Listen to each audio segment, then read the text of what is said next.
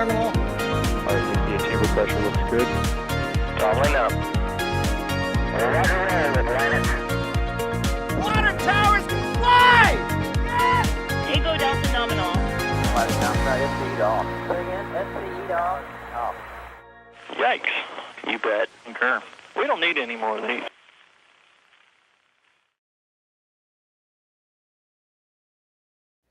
Good afternoon, everyone from the Kennedy Space Center. You're looking at a live view of Falcon Heavy poised on Launch Complex 39A ahead of its fifth mission and first mission of the year. Now, this will be the USSF-67 mission, a mission SpaceX is flying for the United States Space Force. You got two great camera views of it here, and we're going to give you a thorough read-through of the mission. We're going to be seeing the countdown, the payloads on board, and a possible twilight effect. We're going to get into all that in a few minutes, but first I'd like to introduce my co-host today. First off, we have Adrian Bile. How are you doing, Adrian? I'm doing absolutely fantastic. It's always exciting once you see Falcon Heavy. So I'm pumped. I'm looking forward to this, and I'm looking forward to all the action in the next 1.5 hours. Oh, absolutely. And as you can see, we've been cycling through some of our camera views. We've got so many cameras on this rocket today, and I cannot wait to see the liftoff video that we're going to get. We're just over an hour and 20 minutes away from liftoff here down at Cape Canaveral, Florida. We also have on commentary out in the field, Chris Gebhardt, assistant managing editor with NASASpaceflight. How are we doing out there, Chris? Doing well. How about yourself? Doing great. Always excited for another Falcon Heavy, and very quick start to the year for Falcon Heavy. We're just halfway through January. We're already into the first mission. Now, this year's supposed to be a pretty busy year for Falcon Heavy, so it's going to be interesting to see all of that. We also have Patrick here in the studio pulling the levers and pushing the buttons, as Jack likes to say. He's operating the live stream today, so thank you as always, Patrick. We also have Thomas and Michael out in the field doing camera operations. So thank you to all of them for coming in for the stream today. And like I was saying, this is the first mission for Falcon Heavy of the year, and it is going to be a very busy one if everything goes to plan.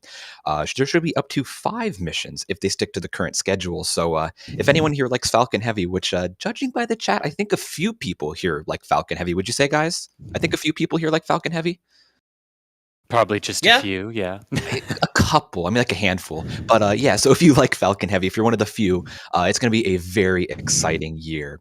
And speaking of Falcon Heavy and an exciting mission, Adrian, do you want to kind of give us a look through of what kind of mission we're looking at today? What is USSF-67?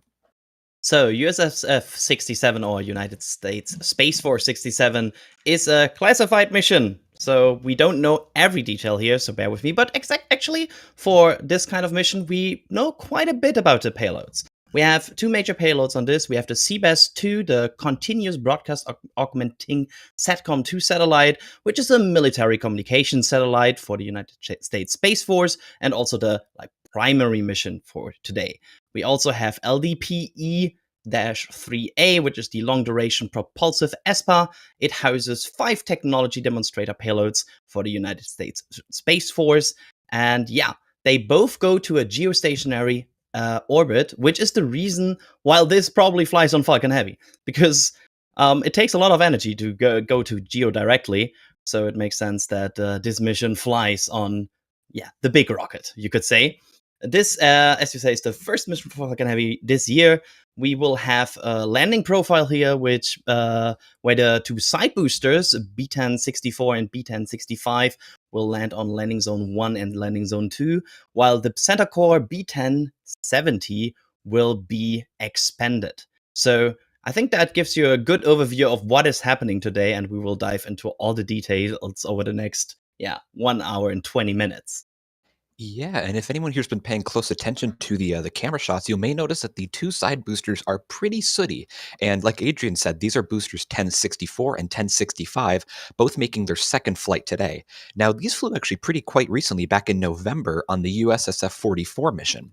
Now, originally, they had expected to refly those boosters on USSF-52, but that mission has been pushed down, so they kind of shuffled the schedule a little bit. But this is these boosters' second flight, the first and only flight of the Corps, as unfortunately, it will be expended today. And this is the 3rd flight of Falcon Heavy where they've had reused side boosters. So another great example of SpaceX's reusability with Falcon Heavy here. And also to note, Adrian, on the second stage, it looks like the bottom has a bit of a gray stripe. Now, what does that do here, and why would they need it on this kind of mission? So as I just said, this mission is going to geostationary orbit directly, which means if you imagine geostationary, that's a long coasting phase, and you need to circularize your orbit once you're out there, which means you need to kind of protect your propellants on the way there and make sure they stay in the right temperature. So this this shielding is for the extra protection on the way to do geostationary orbit, which is this is the all very dependent on this very high energetic launch, which will happen today. And again, Geo is quite a bit away. Yeah, absolutely. Very demanding mission for sure. This is something that Falcon 9 absolutely could not fly. So they need the beast. They need Falcon Heavy out here. And of course, as always, these live streams are very interactive. We love to hear your questions. We have a whole queue back here of all questions you have in chat.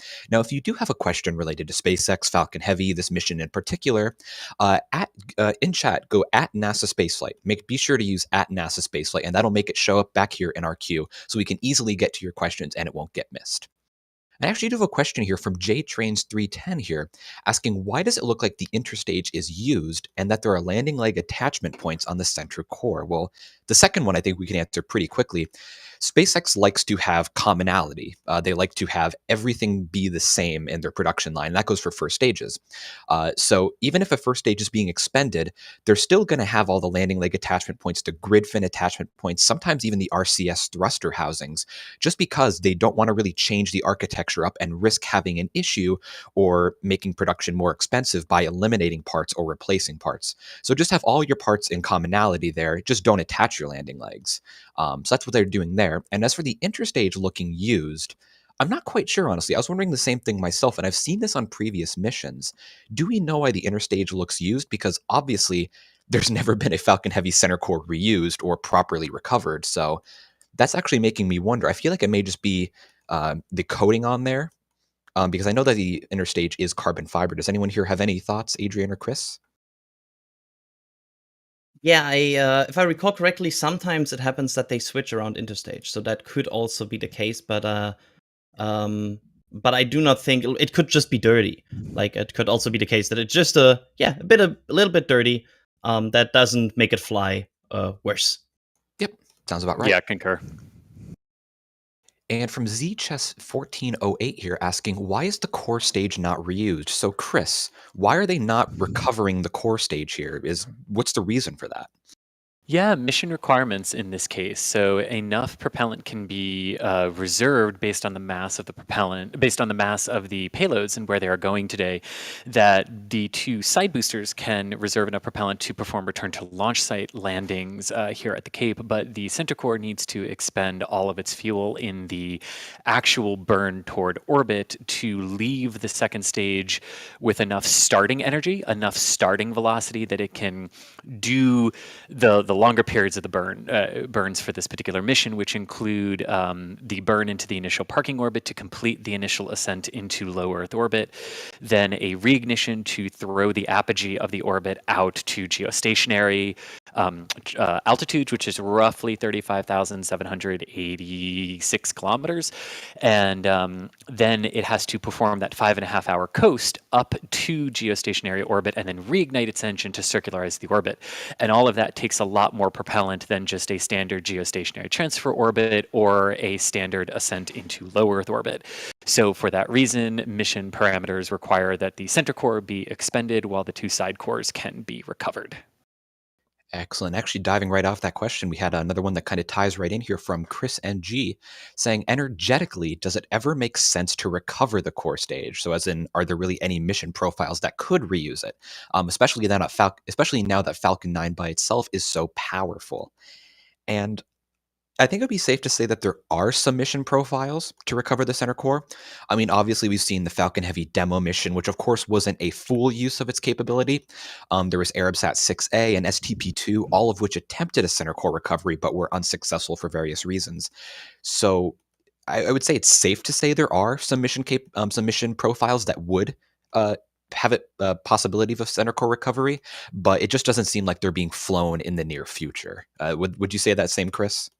Yeah, that's That's a pretty good assessment. I think it's also interesting that while SpaceX obviously doesn't talk about this, it would be interesting to get an engineer's assessment of how those initial attempts to recover the center core on the first couple of Falcon Heavy flights actually went, because I'm wondering too if it's just something where like the heating that it experiences because it's going so much faster than a Falcon 9 core is during entry is just beyond the real limits of recoverability. We'll have to see what they end up doing with it in the future. Yeah, and I mean, like even too, something that I always remember is that on the STP-2 mission, the center core landing occurred about 11 minutes after liftoff, which is insanely late. That thing was flying downrange. And like 1,000 kilometers downrange too. 1,200 kilometers, when the normal mission is like 6, maybe 700.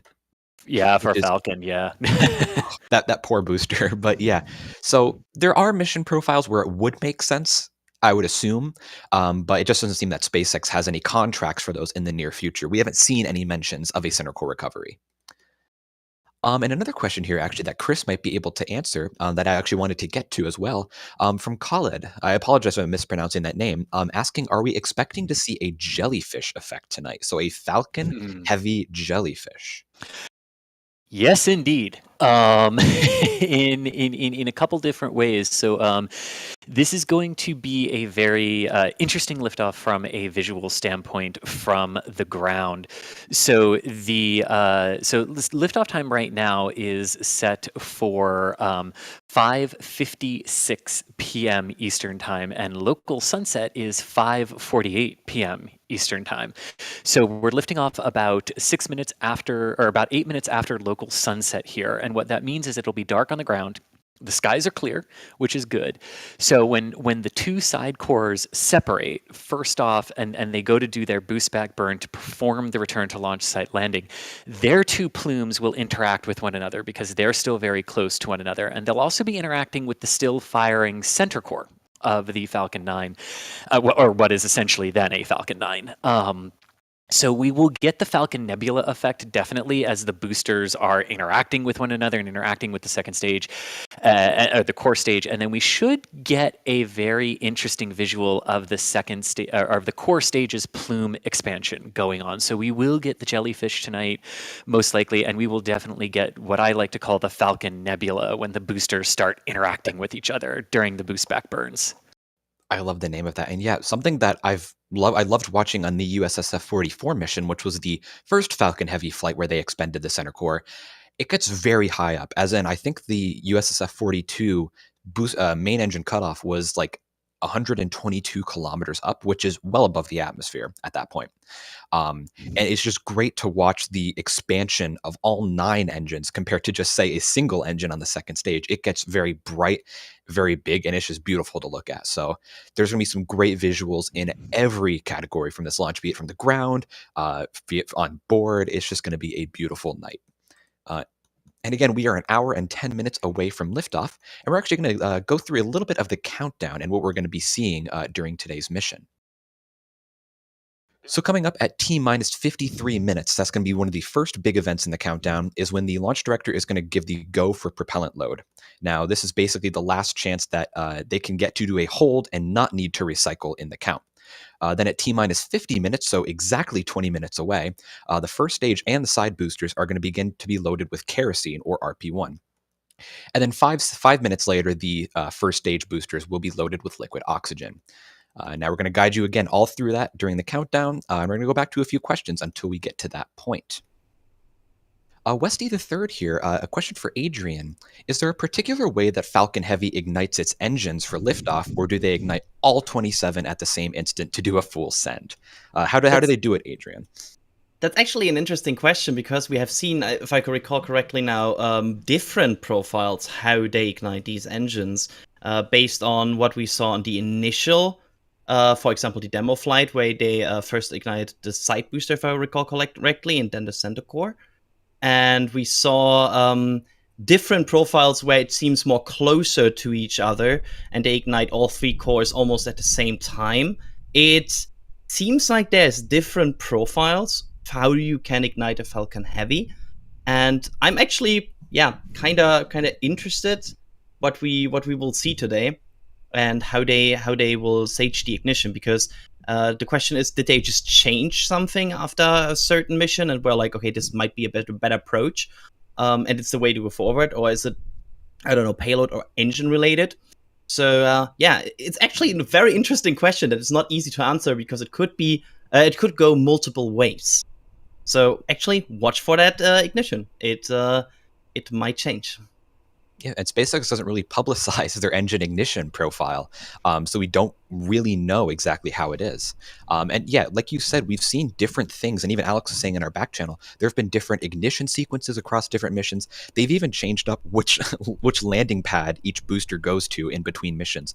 We don't know exactly why. Maybe there's just some trajectory optimizations or ignition optimizations here, but each mission isn't really the same for each Falcon Heavy, which is interesting to think about. I mean, if you just think about Falcon Heavy here as a vehicle, it makes sense, because this vehicle has not flown that much so far. This is only the fifth mission, right? Yeah. So if you think about that as still a very new rocket, of course it has Falcon 9 heritage, and they know a lot from Falcon 9. But there's a lot of things that are different about Falcon Heavy. So there might be things they find out every single launch where they can optimize things. And we know that SpaceX actually likes to sometimes tinker with these kind of sequences, and with the ignition, with the timings, because they want to squeeze out every little bit of a performance out of these vehicles. So yeah, I wonder if it's just because of a so far low flight cadence that just made it seem weird, but in reality, would be that surprised to see a rocket that only flew 4 times so far, now for the 5th, change a bit? I think they're just tinkering with it a bit. Yeah, absolutely. Like SpaceX with the Falcon lineup, because they've had so much experience with them, they, like you said, they are tinkering with them, like to optimize the Starlink payload performance, to optimize reusability. And in Falcon Heavy's case, they're kind of early on in that. And plus, too, another thing to consider, they had 3 years of downtime of Falcon Heavy between STP-2 and USSF-44. So they had a lot of learning time there from Falcon 9 and analyzing the data from Falcon Heavy to optimize things. And now they could be implementing little fixes, little tweaks here and there to get an even better vehicle every flight, which there's no downside for that. A better vehicle every single flight is a great outcome to have there.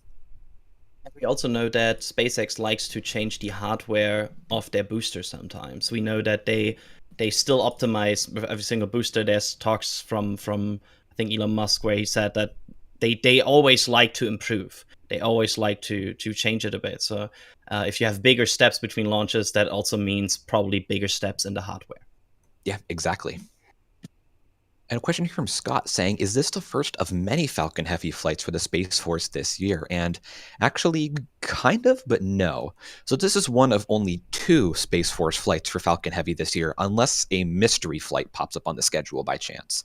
Which is always possible. Absolutely. It's always possible. We could have a Zuma pop up. We could have, what was the other one? There was one on Falcon 9 that came up a few months ago. There was an NROL one that the NROL ones tend to be very short notice. And part of this too is like because the US government is looking at the Falcon fleet and realizing that they have this really cool rapid response capability for them. So like actually 3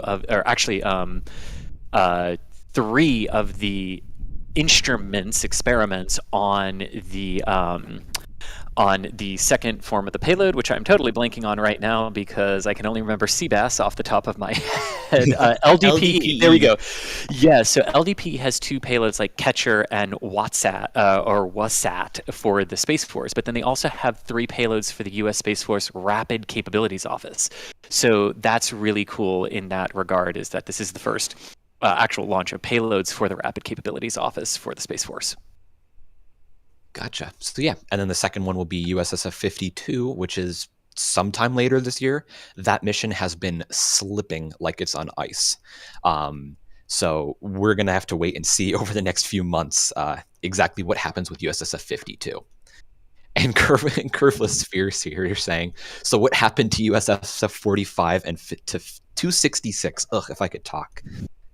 And it really just comes down to there's different missions planned out a while ahead of time, and they don't necessarily launch in order. We've seen the same thing with the NRO launches. Like we've seen launches in the hundreds while they're still working out launches in the double digits. They don't necessarily need to launch in order. Some missions straight up get canceled, like say, I don't know, completely random, but USSF-67 might get canceled or something, and then they just move on. So it doesn't necessarily mean they launch in order. Programs could get pushed and bumped and deprioritized, but it's just a general code name that they're assigned, and it doesn't really mean that much. But also to the Falcon Heavy question, just really quick, because there was a specific question about the Space Force, but it's not just the Space Force this year either. There is also commercial missions for the Falcon Heavy on tap for this year, as well as hopefully the launch of the Psyche mission later this year as well. Yeah, and Psyche, long delayed mission as well, delayed by about a year because of software issues from the payload side. So hopefully they get those all worked out. It passes through testing and they can launch it in October of this year. Curvalosphere again with another question in chat here asking, is this the first Falcon Heavy launch using flight-proven boosters? And the answer is no. This is the third mission with flight-proven boosters. Actually, the first flight of Falcon Heavy, a lot of people forget, had flight-proven boosters on there. Booster 1023 and 1025 made their second flight on the Falcon Heavy demo mission. Then up next was STP-2, which reused the cores from Arabsat 6A. And then now here today we have USSF-67 reusing the cores from USSF-44. So third reflight of Falcon Heavy boosters here today. It's also a kind of cool fun fact about the test flight. I always like that they did a reusable test flight of Falcon Heavy because they had the same side boosters in a reusable configuration. I always love that side note. Gotcha. And we're going to dive into some super chats right here real quick. Some great support from people, and we really thank you for all of your support. Jacob Jackson has become a Red Team member. Thank you very much, Jacob. As well as Brandon Williams has become a Red Team member. Thank you to both of you. Alistair Kelly has become a Capcom member. Thank you very much, and we hope you enjoy your Discord access that comes from your membership. And Moldy Space Industries has gifted 5 Red Team memberships. Thank you to all of you for supporting us through our membership program. And for those who are unaware, the membership program with NASA Spaceflight is a great way to support the content that we have. It's a great way to help us afford cameras like this, afford data to bring you live streams like this. It's an excellent way to support the channel, and you get some really cool perks coming back too, such as Mr. Salazar here has become a Capcom member, and with Capcom, you get access to our members-only Discord channel. A lot of great discussions on spaceflight with SpaceX, Starship, ULA, Blue Origin, everything you could think of in the realm of spaceflight, even our Kerbal Space Program channel, which has some very cursed rockets that I love participating in sometimes. There's a lot of great stuff that happens in the members Discord. Highly recommend that you check it out. So thank you to all of our members and everyone who supported us with a membership today. Musical Wolves here with $5 saying, Happy New Year. The fairings are new, are they? And the fairings are new here today. Is that correct, Adrian? That seems to be the case. So usually when we look at the report on the SpaceX page, once if they have reused fairings, they tend to mention that and say like, hey, these fairings are now flying for, or like these are fairings are reused. So yeah, and also they look new. So yeah, these are most likely new fairings on this mission, which I would not call that surprising, given that I think the Space Force wants maybe like a fresh new encapsulation of their payload. Yep, absolutely. And the fairings are supposed to be reusable, but on this flight, Adrian, they are not attempting the fairing recovery due to bad weather downrange. Is that correct as well? That is the case, as far as I know, yes. And yeah, also just talking about fairings and payloads here, because just to set expectations here, what we also won't see today is most likely a deployment camera or like anything, or not most likely, we will not see it because SpaceX is not even on their website documenting like any burns past the side booster landing. Like anything about how to get to Leo and how to circleize. They're not giving any of these information right now. So these are classified payloads, as we said before. So do not expect to see like onboard views of them showing the payloads or anything. This will not happen today. This is a secretive payload they don't want to broadcast. Yep. And if anyone's wondering, for a geostationary mission, you would want to do 3 burns of your second stage. 1 to get into low Earth orbit, 1 to go to a geostationary transfer orbit, and then 1 about 6 hours later to get yourself into full geostationary orbit. So this second stage will be working hard today. And that's why it has the gray stripe on there to keep the kerosene inside the second stage warm enough so that it doesn't freeze. Because you don't want to send ice into your engine turbopumps, because then you won't have a turbopump anymore. Yeah, that would be a bye-bye turbopump situation. That would be that would be bad, that's for sure. And from Westy the Third, we have a £10 super chat saying their Sunday contribution. Thanks as always for the awesome coverage, NSF. And thank you for the awesome coverage there, Westy the Third. We really appreciate that, and we hope you enjoy the launch today. John Dopeker here saying, shout out to Victoria. It's her birthday weekend, 8 years old. Love y'all. Well, happy birthday, Victoria. Thank you for the support, John, and we hope she has a great birthday. Thank you very much. And Winterfam here with £2 saying, could we see the core stage from the UK tonight? I'm sorry to say, but I don't think you will be able to. Now, the core stage and this rocket is going to be flying out pure eastward. Now that's what happens on a geostationary orbit. It flies out pure east from Cape Canaveral, so you will not be able to see it from England. And I think the only way to really see core stage outside of Florida would be to be in the ocean, which would not be a smart idea right now. So yeah. Go ahead, just Adrian. To point that out as a European here, usually the ones we can sometimes see are either ISS, that can sometimes go in the right direction depending on how the launch is, and also some Starlings.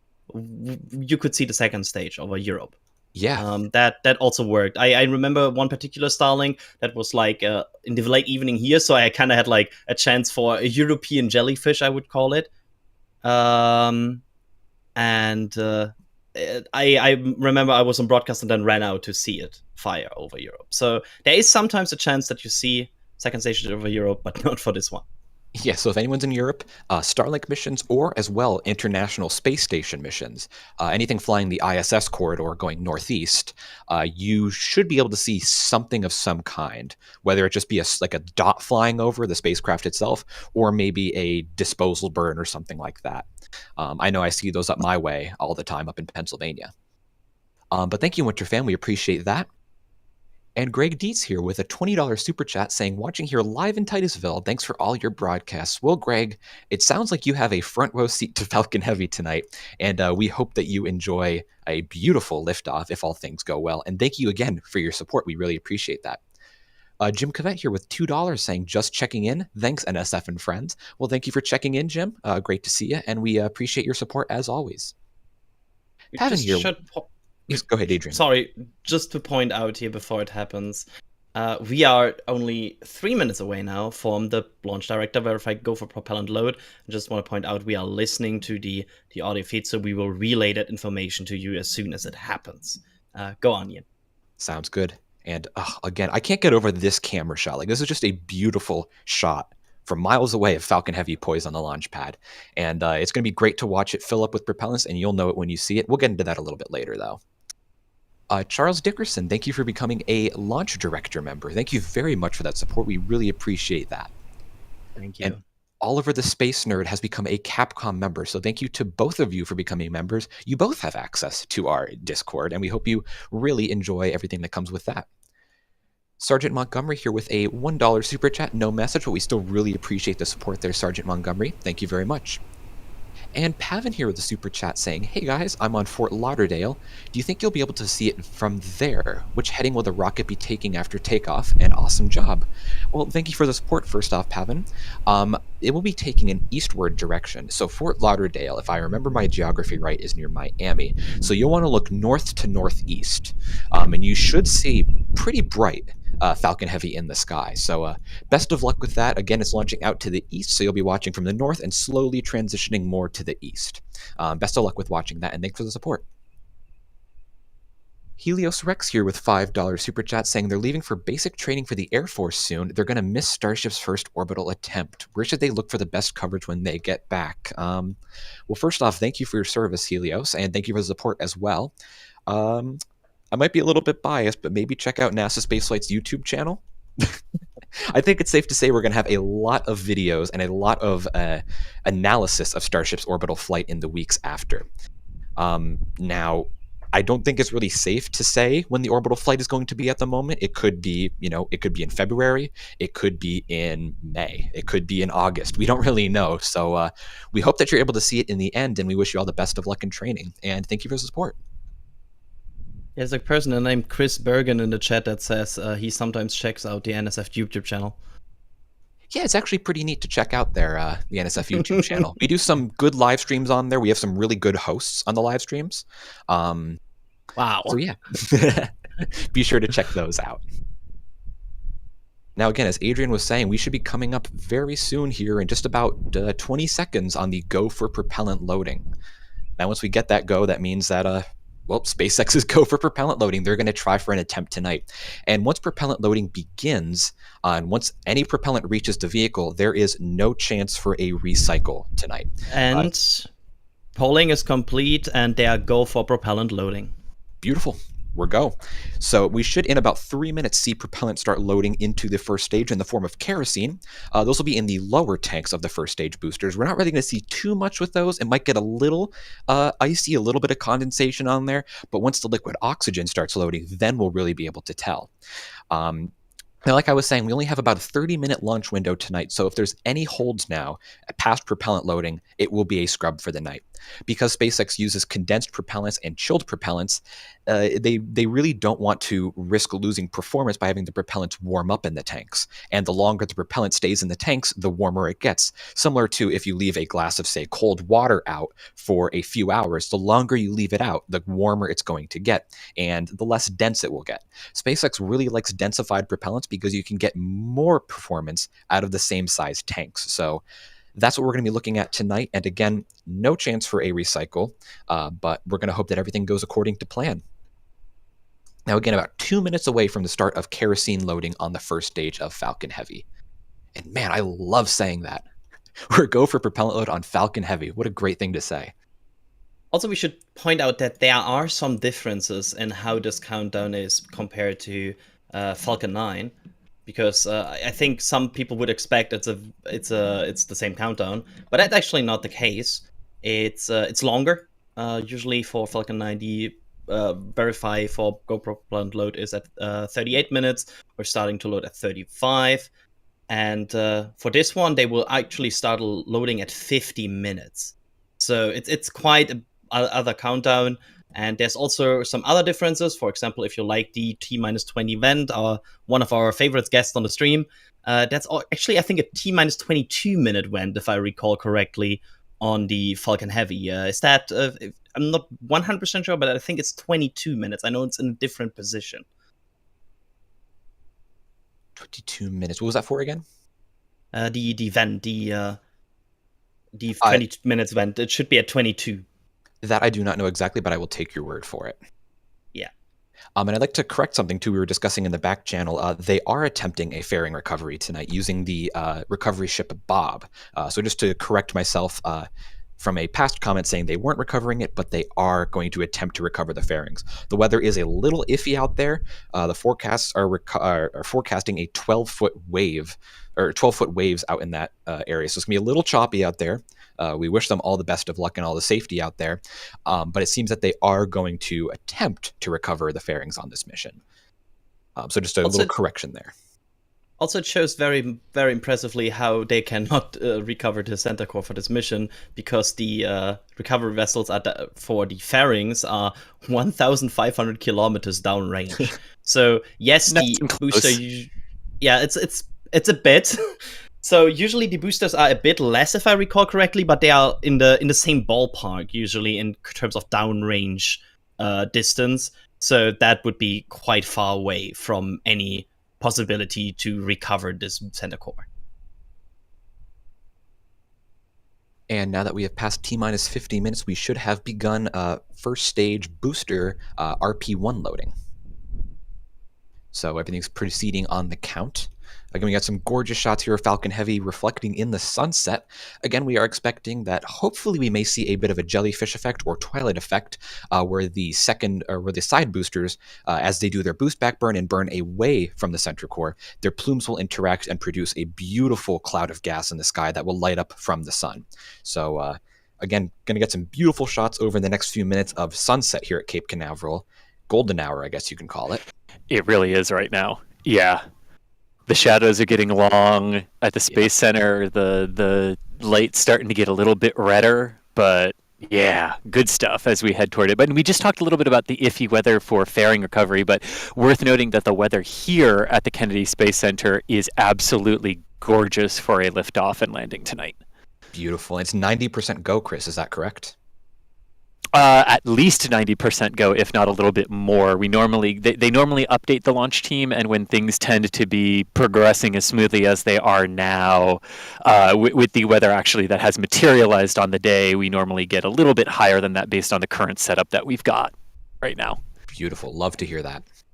Yeah, and just to give like a perspective. Go ahead. Go ahead, Adrian. Yeah. Just like as a perspective of how different of a distance we are talking here, because sometimes it's hard to grasp these numbers. 1,500 kilometers, if you talk, for example, in Europe, that's driving through Germany 2 times in terms of how far downrange these fairings are. So, yeah, the weather can be quite different if you drive through Germany 2 times, for example. Oh, and man, these gorgeous shots, there's just so much happening in frame right now. I love it. You got the beautiful blue sky, you got the ocean, the sunset reflecting off of Falcon Heavy, the new tank for the Starship site, the new Starship launch tower, all of it.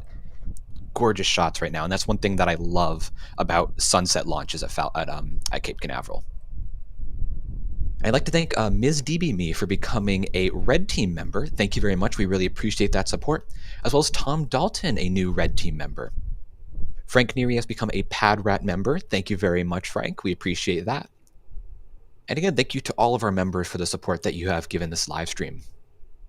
Roseanne here with $10 saying, Pennsylvania, where are y'all broadcasting from? Well, me, myself, I'm around State College right now. I don't think anyone else in this call is from Pennsylvania, but yeah, about Center State. Thank you very much, Roseanne. We appreciate that support. And Lewis Rogers here saying it's their wife Jessiana's birthday and they're watching from North Carolina. Well, happy birthday to Jessiana, and thank you for support, Lewis. We hope you enjoy the launch tonight. And I gotta say, this camera shot is very nice as well. You got the flag waving on the right, you got the clouds in the distance. Just the colors here, like Chris was saying, the colors are just tremendous. I'm sorry, I keep talking about the cameras all the time, but I'm just a killer for visual imagery. Yeah, it looks amazing. This has the potential to be probably one of the most gorgeous Falcon Heavy launches we will ever see. Like, this is almost prime time of what you would wish for. Chris, I wonder, is there a difference between morning and evening jellyfishes? Like, is there a notable difference you have noticed so far in how these happen and how they look? Yeah, there can be. I don't know how well I'm coming across on audio or anything right now, but I mean, there's a slight difference to the visual ways that they look. Yes, but it's all the same. It's all the same thing. Yeah. Gotcha. Sounds right. From Patricia here saying they would go outside and try to see the rocket, but they currently have a storm, but they don't want to get hit by a loose clay roof tile. Yeesh, we really don't want to risk that, Patricia. But we hope you enjoy the launch inside on your TV. Thank you for the support. We really appreciate that. And John Keys here with $10 super chat saying, nothing to add, but here's some money for the Robot Overlord Fund. I'm sure DOS is very happy with that. Thank you, John. We appreciate it. El Dewey MD with a $5 super chat saying, SpaceX rocks rockets. Thanks, NSF. Thank you, El Dewey. We appreciate that. Now we'll be coming up here. Actually, we should have just passed the start of liquid oxygen loading on the side and center boosters. That should happen at T-minus 45 minutes. And now, if everything's going according to plan, we should start to see slowly over the next few minutes, the side boosters start to get a little bit of condensation on them at the bottom. Now, the reason that happens is because the liquid oxygen is so cold, about minus... I was about to say absolute zero. That's not right. But it is very, very cold compared to the outside weather. And because of that, the warm, humid Florida air, water begins to condense on the side of the boosters because of the cold liquid oxygen. Much like how, say, if on a humid day you had a glass of cold water, water would begin to condense on the side of it. But because liquid oxygen is so cold, that condensing water actually freezes into ice. So you get a bit of ice buildup on the side boosters, and you'll begin to really notice that as we get deeper into the countdown. The side boosters actually, and the center core as well, will just become a giant white booster. You will not really see the soot anymore. It is a great sight to see that you can see the propellant being loaded into the boosters. Now from Remy here with a €50 super chat saying they're following us and the wife from a shared headset in Banana Creek. Fingers crossed. Well, thank you so much for the support, Remy. We really appreciate that super chat. Best of luck with seeing the launch tonight. We really hope you see a gorgeous sunset launch alongside all of us. Thank you again for that. And John here with a $5 super chat saying, off topic, but with the wide views of the Starship Tower next door, could y'all do a size comparison? I guess size comparison, because the Starship Tower should be relatively the size of a Starship. It is a lot larger than Falcon Heavy, that's for sure. Yeah, you can see it right there. Falcon Heavy is only about, I'd say, 2/3, maybe even half the height of that tower. It's absolutely dwarfed by the Starship launch tower there. So yeah, I think if I remember correctly, like Super Heavy is about the size of a full Falcon stack. So that gives you good size comparison of how big Super Heavy is. Yeah, the Super Heavy booster, it's 70 meters enormous. tall, which is exactly the height of a Falcon stack. So yeah, it absolutely dwarfs it, whereas Starship is about the size of a Falcon first stage. So we're dealing with some pretty big components here. So thank you, John. We appreciate that. Jason Hobbs here with a £5 super chat saying, hey, NSF team, awesome job as always. When will we hear the sonic booms through our cameras tonight? And yes, we should, if things go to plan, because we are going to have live audio of the liftoff as always, and the sonic booms will be very noticeable. And actually, I wonder now, Chris, if you could, sounds like we're having some audio issues with Chris, but now I'm wondering if we're going to be hearing those, the VAB shrieks, which is something that's happened very recently, where the audio perfectly reflects off the side of the vehicle assembly building, where the Space Launch System is assembled. It perfectly reflects off of there, and it sounds like a TIE fighter from Star Wars, Adrian. Would you say something like that? Yeah, and also Sawyer in our back channel, who's also out for us there in the field, is saying, yes, we should hear it. So, the double sonic shriek. And yes, it sounds kind of like a TIE fighter, which I appreciate a lot.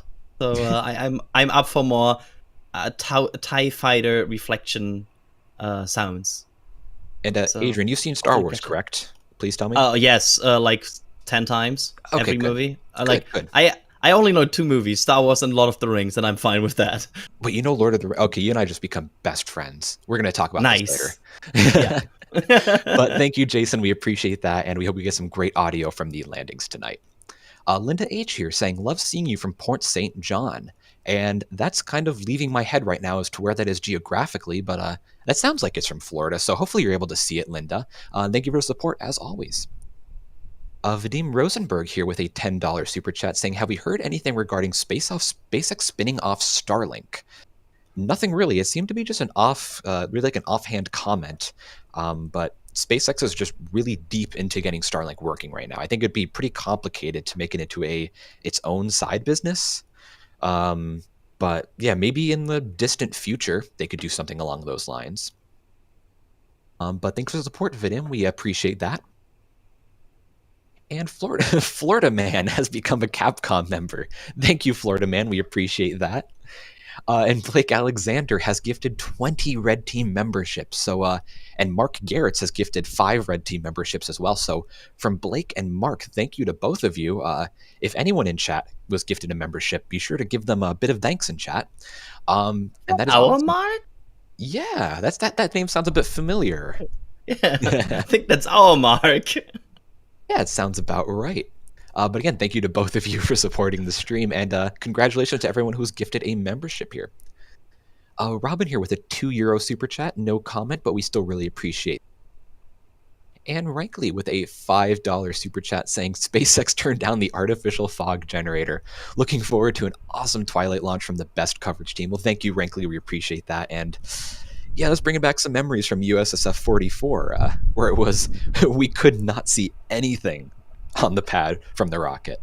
Luckily, Yeah, we have kind Go of ahead. big contrast, right? We get the kind of the Falcon Heavy with the worst views ever, and hopefully now we get the Falcon Heavy with the best views ever. So it's kind of the best of both worlds. Nah, it's not really best of both worlds. It's one good world and one bad world. Yeah, and as you say that, I just look back at the screen and man, look at again. Wow. Wow, that is gorgeous. Just you can see it literally reflecting off the side of the rocket. That is beautiful. I cannot wait to see what liftoff looks like tonight. Everyone, we are all in for a great a great treat tonight.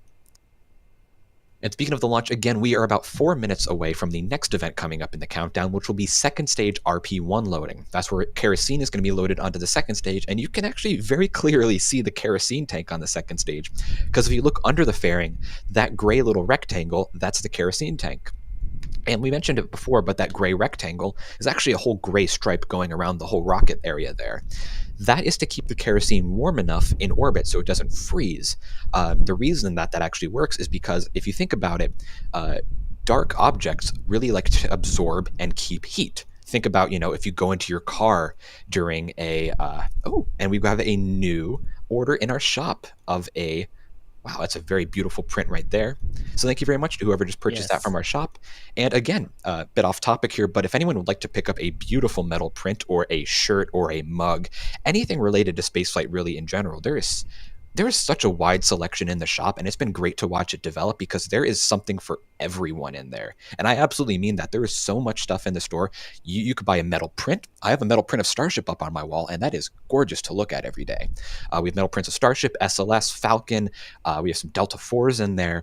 We have some shirts. We have some mugs. We have anything you could think of. Shop.nasaspaceflight.com. And recently, we have a brand new line here of some Falcon 9 launch, boostback, and landing little designs. I love this here because it shows the landing profile, the engine profile of a Falcon 9 recovery. So if you ever get confused as to what engines are firing during what part of the mission, just look down at your chest and boom, you could see launch, we have all 9 engines running. Re-entry, we have 3 engines, and landing, we have the center engine.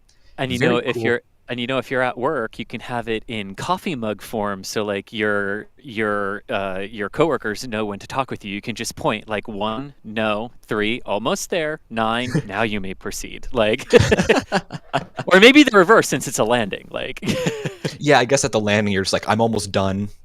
I'm done. Launch is like, I have full energy. I'm ready to go. Re-entry is like, maybe not.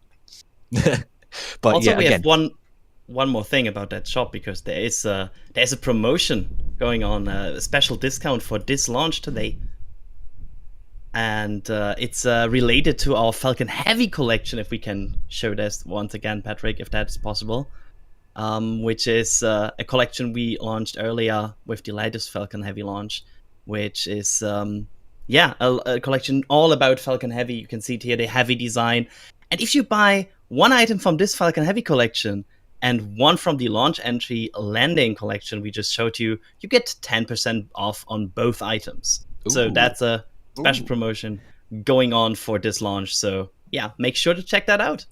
And I can definitely say that the other heavy merch, like are the sweatshirts and designs and everything, are really good, because I'm in one of our sweatshirts right now for the heavy, and Same. It's keeping me nice and warm as Falcon gets nice and cold for liftoff. First-hand experience there. There you go. Now, again, that's shop.nasaspaceflight.com. We have 2 Falcon Heavy collections now, so celebrate the launch today. Pick up a shirt, sweatshirt, mug, whatever fits your style.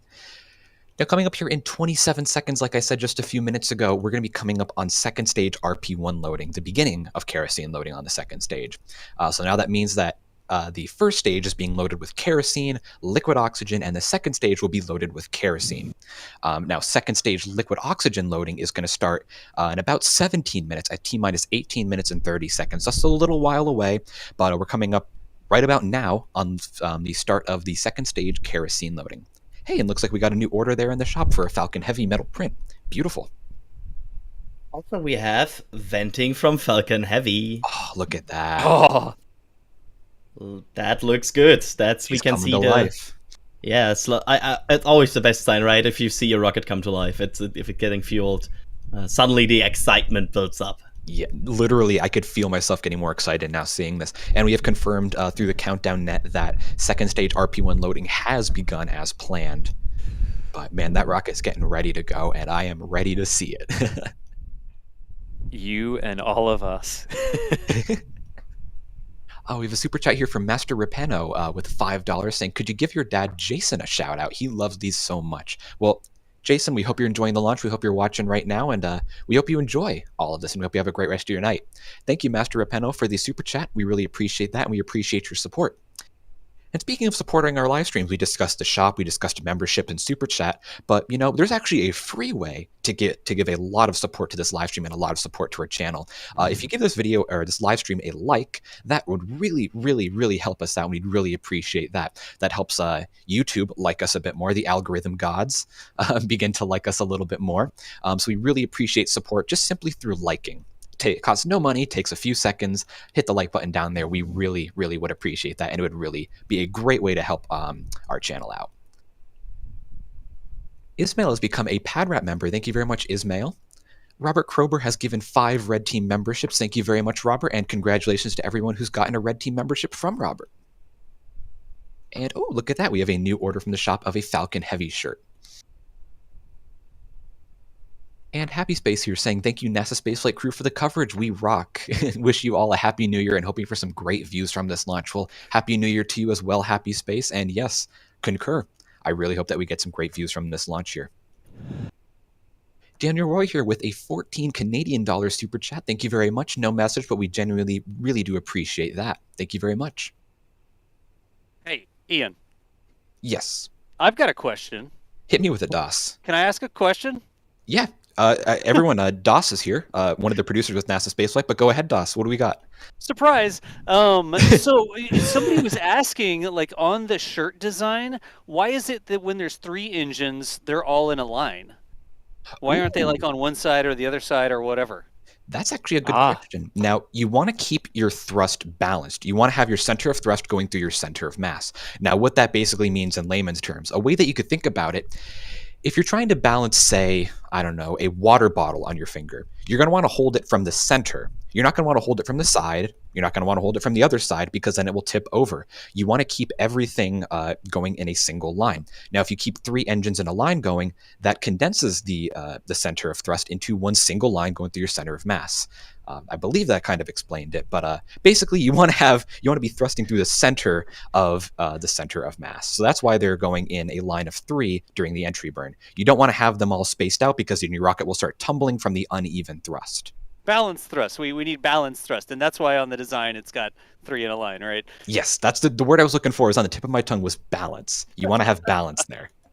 Oh, I figured I'd hop in since we're like coming up on 31 minutes. I just finished up the museum show with Intrepid Museum and thought I'd hop over, but I will leave it to y'all, and if I have another remark to make, I'll just jump in all of a sudden and surprise everyone. Great hearing you here, DOS. Thank you. The perk of his role, just jumping in. I could just turn on my mic. I heard DOS talking to me. I'm just like, should I acknowledge him? Is he muted on stream? What's happening? Gotta keep you on your toes, Ian. Keep you on your toes. Absolutely. Now, a question from Justin here asking, does Falcon Heavy use asparagus staging where the center core is fully fueled at booster separation? Chris, does Falcon Heavy have that propellant crossfeed where they move propellant from the side booster to the second core during flight? That is an excellent question, and the answer is no. This was an original thing that they were looking at for Falcon Heavy, but it was way too complicated to actually pull off, and the benefits of actually doing it weren't totally necessary for what Falcon Heavy ultimately became and what its capabilities are. So no, all 3 are lit on the ground, and there is no crossfeed capability between them. And here's a question from me, a quiz question. Which other heavy lift rocket planned to do as crossfeed staging to upgrade its performance, but later dropped that plan? Hint, it's orange. Why, Adrian, is it because you're asking me that we might be talking about the Delta IV Heavy? That is absolutely correct. What an amazing rocket to talk about. And yes, Delta IV Heavy also talked about in an upgrade document about possibly implementing crossfeed, but never did. So that's another rocket that talked about crossfeed, but never did. Love it. And yet, propellant crossfeed, it's something that is easy to do in Kerbal Space Program where you just simply run a pipe. And it sounds easy in your head too, just run a pipe from the side to the center core. But it gets complicated. You need things like pumps, and you need the way they were doing with Falcon Heavy was to actually feed some of the center core engines directly from the side boosters. So it's not like it was going from, fuel from the side boosters tank to the center boosters tank. It was going directly to the engines, which was immensely complex. And I forget the other term of that. Yeah. Which is immensely complex, and you really don't want to, have unnecessary complexity for something you really don't even need. Like Falcon Heavy probably will never be at the edge of its, performance capabilities. You're never going to need to take 60 tons to low Earth orbit. So you really don't need the extra performance and complexity that comes with propellant crossfeed. So they dropped it pretty early on in development. Yeah, there's this problem. I wouldn't call it, okay, problem is a hard word, but Falcon Heavy feels more fairing size limited usually than it is really mass limited. Because yes, you could in theory use this rocket to launch 60 tons to LEO, but try to fit 60 tons of satellites into this fairing, because this is so far, it's still a very limited fairing, and even the upgraded version of this fairing that will come at a later date, it's still not that big of a fairing that they just easily are able to fit 60 tons in there. So yeah, if you cannot fit more satellites in there, why would you increase the capabilities of your rockets? That wouldn't make any sense. Yeah, and I mean, like you said, there's going to be larger fairings. There's going to be the extended fairing, which has been really talked about for a while. I've seen some people mentioning it in chat here. What's happening with the fairing? It's an option. It's definitely an option that can be used. It's a needed option. It's one that's going to happen. Yes. Basically, yeah, because whether it comes to fruition for the U.S. government in terms of the Space Force, the National Reconnaissance Office, or whatnot, which is where it sort of originated, it's absolutely needed for the first two elements of the Lunar Gateway for NASA, the power and propulsion element and the Halo habitation module launching together both require the stretched fairing on Falcon Heavy. Yeah, I was about to say it's going to be coming up in the future for future missions, like you said, with Gateway, some possibly NRO missions or some Space Force missions. It was a requirement for the NSSL, contract that SpaceX bid Falcon 9 and Falcon Heavy for. So they have that option available. It's going to be used in the next few years, and it's going to be weird to see Falcon Heavy with an extended fairing, but I'm very excited to see that eventually.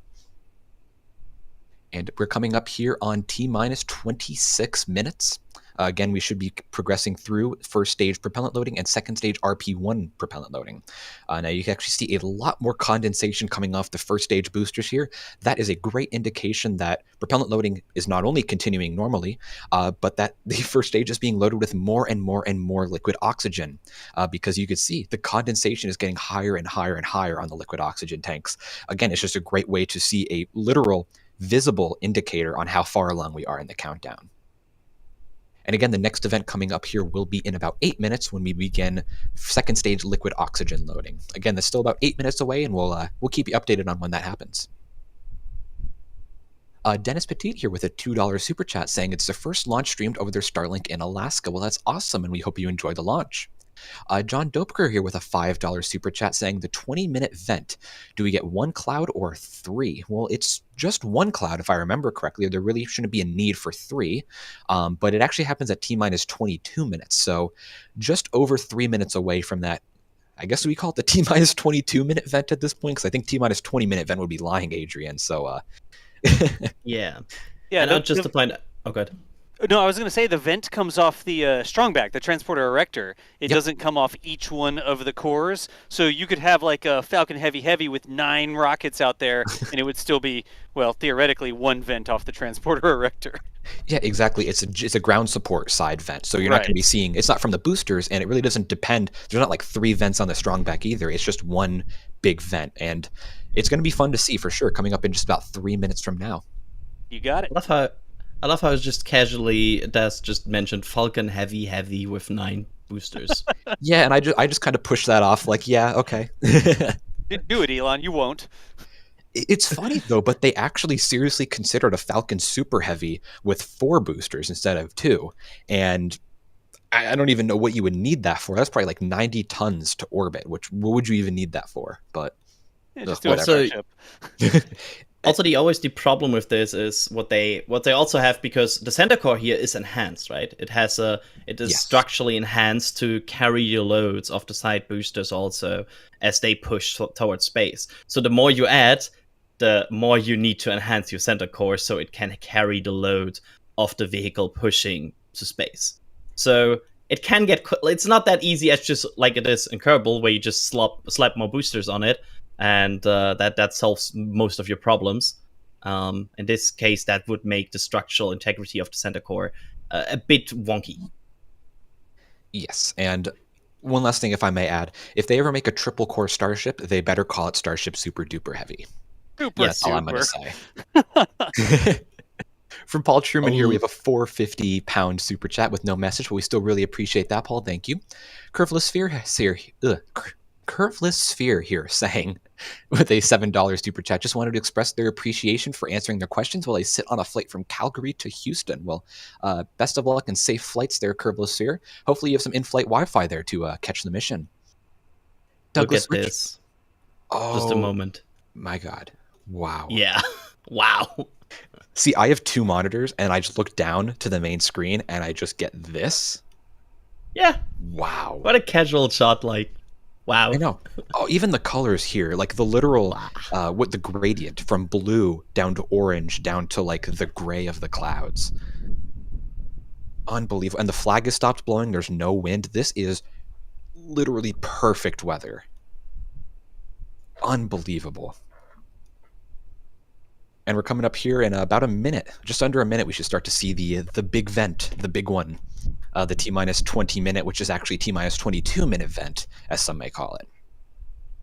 But again, Falcon Heavy there is getting continued to be loading with RP1 on all two stages, as well as liquid oxygen on the first stage. Now, the T-minus 22 minute vent, the T-minus 22 minute vent is going to be an indicator that they are switching over from RP1 loading to liquid oxygen loading on the second stage. Here it goes. And there it is. Now, again, like I said, there's no wind, so it's just going to kind of build up in that area there. Which looks cool. It does. No wind is pretty cool, though, because it changes the acoustic dynamic of the liftoff for those who have come to the Space Center and the area, surrounding areas to watch it. So cool air, sound will travel farther, and no wind, it'll spread out more equally in the various directions. So this should be a good sound event for people who have arrived to see it. So what you're saying is this is essentially going to be a perfect launch. We have golden hour, we have jellyfish effect, we have perfect audio, great weather. What else is there? I have never heard a person so forcefully trying to summon a scrub like you just did. I realized exactly that. what I was thinking too. I was thinking that halfway through saying that. I'm like, I should really shut up right now because something's going to happen and I will never hear the end of it until the day I die. Yeah, I feel like if it's now scrubbed, this will be clipped, and you will hear it every time. But another reason that we're saying it's potentially really good viewing opportunities for this is because liftoff is 8 minutes after local sunset, which means the jellyfish is in play, as well as the big, large, what I call the Falcon Nebula, when the two side boosters separate and perform their boost back burn, and all the plumes of the three stages are interacting, and you get a wonderful nebula in the evening sky. So it'll be gorgeous all around when we get a liftoff.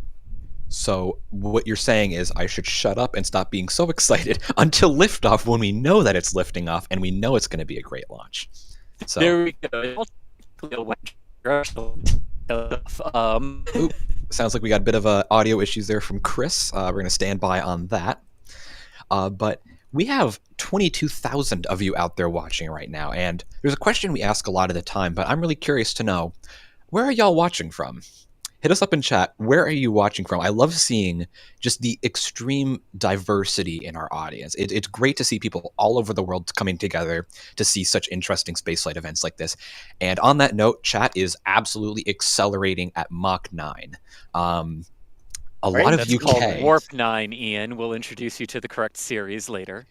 I've only watched 2 Star Trek movies, and I think on that note, I'm going to be fired. Oh, yeah, Portland, Oregon. Liverpool. Ooh, a lot of UK. There's a lot of Yeah. UK viewers, which is awesome, of course. We got some Florida. Ooh, Southeast Pennsylvania. Nice. Switzerland. Daytona. Love to see that. Awesome. We got a lot of people from Florida watching as well, so hopefully they will all hop outside and see the launch here in just about 19 minutes away. Great to see where everyone here is coming from. What'd you say? Jetty Park. Oh, Jetty Park. Yes. I wonder if they'll be watching in person. If they're not, we got a problem, considering that's only about 20 miles south of the launch pad.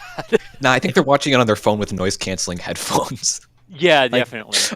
Can somebody make this? Can somebody make this rocket more quiet? I'm trying to listen to the NASA spaceflight stream. Can you stop with the sonic booms? Come on, it's so bright out. I'm trying to watch my phone. Well, what's cool is it's always fun when like people come up to you because they recognize the voice and they recognize the stream. Like Sawyer and I had that when we were on the beach for the Transporter 6 mission earlier this month. But then even here at the Kennedy Space Center, we just had 2 people walk up to us about 10 minutes ago and go, "Oh, we were watching your stream like as soon as it came on, and once we heard that everything was good, that's when we decided to leave the house and come in." So it's like, "Oh, cool, like it." That's awesome. And now we have passed the moment where we have a second stage liquid oxygen loading should have started about now. So great. Again, oh my god, look at that view on the right. It is... You can see the lighting levels really changing. We're starting to get to the pink of sunset here. Again, sunset is about exactly 10 minutes from now. And about exactly 8 minutes after the planned liftoff time today. So magic hour arriveth.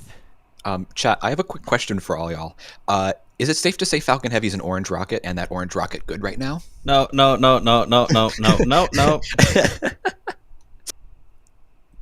Orange rocket good. Anyway, on that note, I am really sorry about that. You're not. You're actually not. I am really not. Douglas Richardson here with a $20 super chat. Discussing about Chris's microphone earlier. Thank you, Douglas. We appreciate that, and we had corrected those issues. But we appreciate that support as well. Thank you, Douglas. Juan here with super chat saying maybe a dumb question. First off, there are no dumb questions. Being honest, there are no stupid questions. There's nothing wrong with asking a question. Why don't we hear the sonic booms during liftoff? Is that because of the water deluge system, or are they missing something? Well, the reason we don't hear the sonic booms during liftoff is because they're not coming at us. They're not coming at the ground. There are sonic booms produced when the rocket goes supersonic, but they're going upwards. They're going upwards and outwards a little bit. Down here on the ground, we're not going to hear those. The reason we hear it during landing is because the rocket's coming down towards us. It's going to push the sonic boom outwards and downward. That's the reason we hear the sonic booms down there. There are sonic booms during liftoff. We just don't hear them. That's an interesting point that I learned a few years ago, and I think it's always interesting to bring up. But hope that answers your question, Juan. PKA Clan here with a $5 super chat saying, keep up all the great coverage. It's awesome to be able to watch Starbase and Space Coast coverage 24/7, and I could not agree more. For anyone who's unaware, we have 24/7 live cameras down at Starbase Boca Chica, the Space Coast. Cameras, literally, I think this is one of our Space Coast live cameras right here, showing 24/7 coverage down at Boca Chica, down here at Cape Canaveral, and out at SpaceX's test site in McGregor, Texas. So if you're ever bored, if you ever want some background audio, some background visual, check out McGregor Live, Space Coast Live, or Starbase Live. Always up 24/7 on the NASA Spaceflight channel. And we have a $200 super chat from Beth Sanders here saying, good job, guys. Keep up the good work. Thank you so much, Beth. That means so much. That is tremendous support. Thank you so much for that super chat. We really appreciate that. And we hope that you enjoy the... Yeah. Yeah, absolutely. Wow. We hope that you enjoy the launch as well. Thank you again for that. You're helping to make live streams like this possible. And speaking of some great visuals that people like Beth are providing to us through their super chats and their memberships, look, it's gone from, like Chris said, we're going into pink hour now, where the rockets turn pink, the skies turn pink. This is beautiful. Coming up at just a little over T-minus 15 minutes right now. Propellant is being loaded onto all 3 parts of the rocket, the side boosters, the center core, the second stage.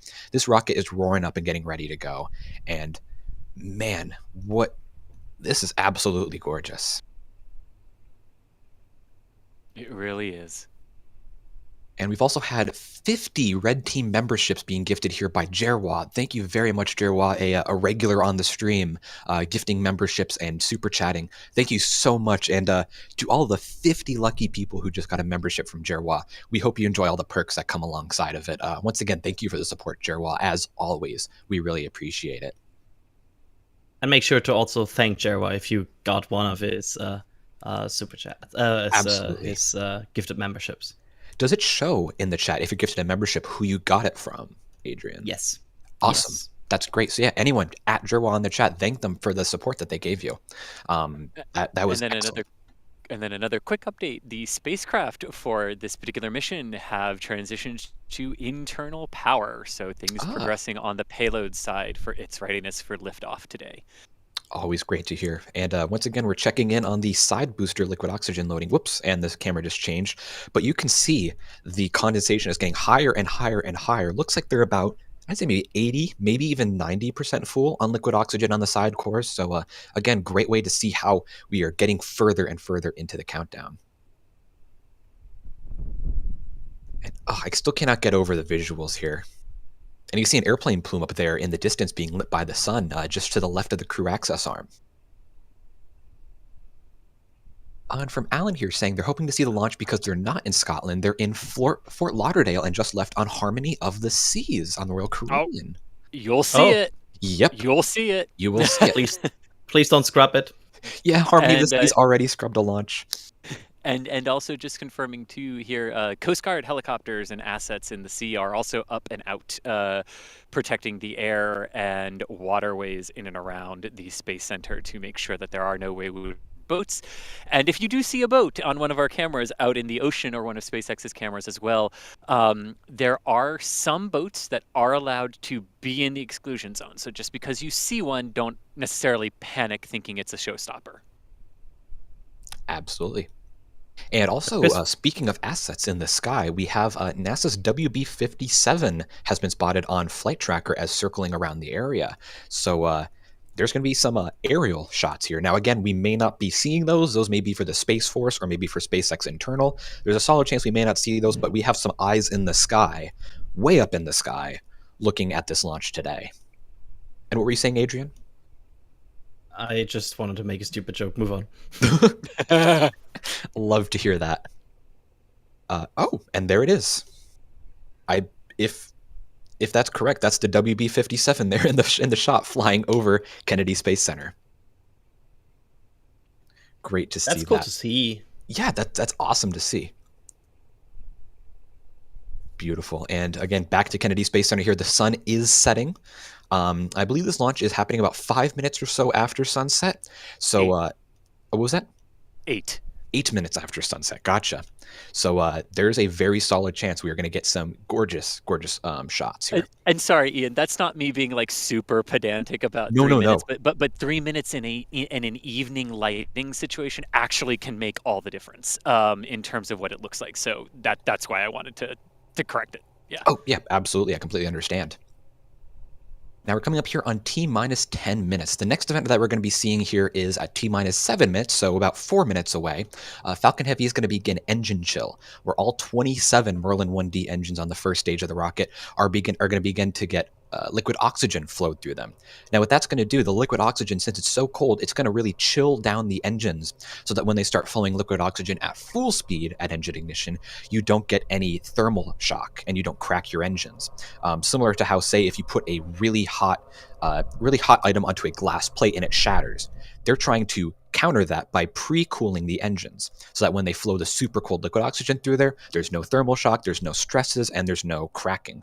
Because if you have a broken engine, you're not flying today. And you could have even more problems, which we really don't want to get into because I don't want to jinx it. Hey, Ian, real quick, can I say thanks to a super chat? Go ahead, Das. So Michael Buckham here. This is the amount of dedication that Michael's showing. Absolutely love this. Have the playoffs muted to listen to you guys. Nice. Muting the sports team so that you can watch the rocket launch. I'm sure you can get back to the sports that's going on. But Michael Buckham, thank you so much. There was a $100 super chat in that one. We appreciate your dedication to consuming spaceflight content. That doesn't make any sense. For being here with us. How's that sound? Yes. Back to you. And speaking of playoff, hashtag Bills Super Bowl, go Bills. Anyway, moving right along, we're going to go back into some... Okay. My answer to that is go sports. I agree with the guy who used the sports for the rocket. I love that. And actually, real quick, we're going to take a little sidetrack here. We mentioned the merch store earlier, shop.nasaspaceflight.com. We have a picture here from a certain Chris that you may know, a Chris Bergen. This is his wall. These are 4 of our metal prints that we have in our shop of Starship, SLS, more Starship, and a rocket garden. All of these, again, are available in our shop, shop.nasaspaceflight.com. And Chris B has just gone absolutely crazy with ordering a ton of these, and I love to see it. You're not supposed to use them as wallpaper, but you can. If you want to wallpaper your wall with metal prints, you're welcome to. The store will ship them to you. It's fine. We approve, yes. Yeah, we approve. It's a great way to support the work that we do. Wallpaper your whole house in metal prints. Yeah. But again, and the sun is setting. We are at sunset local time here at the Kennedy Space Center. It has dipped below the horizon with 8 minutes 31 seconds to go in our countdown. Beautiful. And again, like I said, just about a minute and a half right now from the next major event in the sequence. T-minus 7 minutes, we're going to see engine chill. Go ahead. So let me go over what we can expect with this mission really quick while we're at 8 minutes here, because this is a long mission overall. It is in total just over 6 hours in duration. And that is because Falcon Heavy is not taking its 2 satellites to geostationary transfer orbit like the Falcon 9 usually does. This is taking them all the way to geo. This would be what is referred to as a direct or near direct geo insertion. And what that means is that Falcon Heavy's second stage has to perform 3 burns to get the payloads into their proper orbit. It has to do an initial burn after coming off the core stage to get itself into the initial low Earth parking orbit. It has to do a second burn when it is over the equatorial regions over Africa, about 30 minutes after liftoff. That second burn will throw the apogee of the orbit out to geostationary transfer orbit, which is just under 36,000 kilometers. And then once it takes 5.5 hours to coast up there. So once it coasts up there about 6 hours after liftoff, it will reignite that engine, circularize the orbit at geostationary altitude, and then deploy the 2 payloads. After that, SpaceX will use the thrusters on the second stage to nudge it up into what is called the geo graveyard, which is about 300 kilometers above true geostationary orbit. That places the stage into a very stable orbit where it can't accidentally hit something or pose a debris hazard. And they do this because there isn't enough propellant left to perform a deorbit burn from geostationary altitude. And after that, they get the stage there, they'll passivate it to allow the propellants to, without igniting the engine, leak out so that you don't create a potential explosion. But all of that leads to about a 6-hour total mission. The cool part about this one is that the 2 side cores will perform dual synchronous return to launch site landings to LZ1 and LZ2 here at the Cape, with landing about 8 minutes after liftoff. So we should have visually spectacular launch, and then, of course, the Falcon Nebula as the boosters come back. Absolutely. Thanks for the overview there, Chris. And real quick, I just want to say thank you to Keith Jenkins in chat, saying to please show NASA Spaceflight some appreciation by liking this live stream. And I mentioned it a few minutes ago, but a great way to show some free support to us. Of course, I discussed the super chats, the memberships, our shop I mentioned a moment ago. But a great way to support us for free and to really help our channel out is just to hit that like button. It may seem really simple. It just takes a few seconds, but it really does show a lot of support for the channel, and it's free. As a very stingy person myself, I like when things are free, and I like to do things that are free. So take it after me and go like the live stream. But thank you, Keith. We can't say it enough. Like, we really appreciate the people that financially support us and make it possible for us to do all these things. But it's never a requirement to do something financial. Like, every single person that can share these sorts of events with us, just show up and watch the stream, give it a thumbs up, or put a comment in chat or whatever. We cannot say it enough. Everyone is welcome here to watch these streams, whether you bought a t-shirt or not.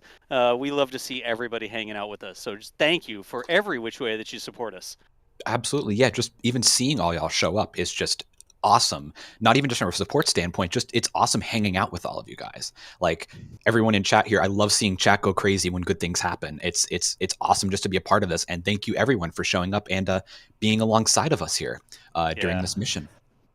There's no way we're going to keep up, y'all. We're going to get to the point where we sort of pause the super chats and stuff, but people are gifting subs and they're spreading the love around. Chris Dibbs actually just did 50 red team memberships. Oh, wow. We're going to pause that, like saying them out loud, but y'all keep spreading it around. It's such an amazing event that we're watching with Falcon Heavy here, and y'all are really sharing the love this evening. Just thank you for doing that. Don't feel like we've ignored you if we're not saying it out loud, because we're 4 minutes away from a rocket launch here. Yeah. Absolutely. And speaking of being just 4 minutes away from this rocket launch here, first off, our next milestone up in the countdown is not going to happen right up until T-minus 59 seconds. And at that point, the flight computer is going to begin final launch checks and it's going to take over the countdown. But until we get to that point, go ahead, Chris. Oh, yeah. I was actually going to say, can I talk about the 2 payloads that are on board for like a minute? I promise I'll keep it to a minute. You can time me. And then I will do the countdown right after. Hit me with it, Chris. Okay, cool. 1 minute starting right now. Okay, so there are 2 total payloads on board. There's one called Starbase-2, which is a communications relay for senior military commanders for the U.S. military. That is the primary passenger on this mission. Starbase-2. As its name implies, it is the second. The first one launched back in 2018 on an Atlas mission as part of an Air Force Space Command flight. So this will be the second one. The other one on board is LDPE 3A. We're a little bit confused about the A because there is no 3B, but it had an A for a reason. That actually has a couple of hosted payloads on board for the Space Force and 3 new sensor technologies that are being tested as well. And what's really cool is one of the payloads on board for the Space Force is called Catcher, and that is going to use a whole array of instruments such as lasers and radiation dosimeters to provide better space situational awareness in orbit. Done. 1 minute. That was quite literally a minute. I was actually timing you. And with that, I'm going to sign off to be here for the launch, but I will rejoin you all after liftoff. Awesome. Best of luck, Chris. Good luck out there. Yeah. The center core LOX load has completed. Adrian, you stole those words from my mouth. I was going to say RP1 and liquid oxygen load on the entire first stage is complete. Now, as we get up here in the last few minutes of countdown, we're going to notice the venting on both the vehicle and the strong bag will really pick up for a second, and then it will stop.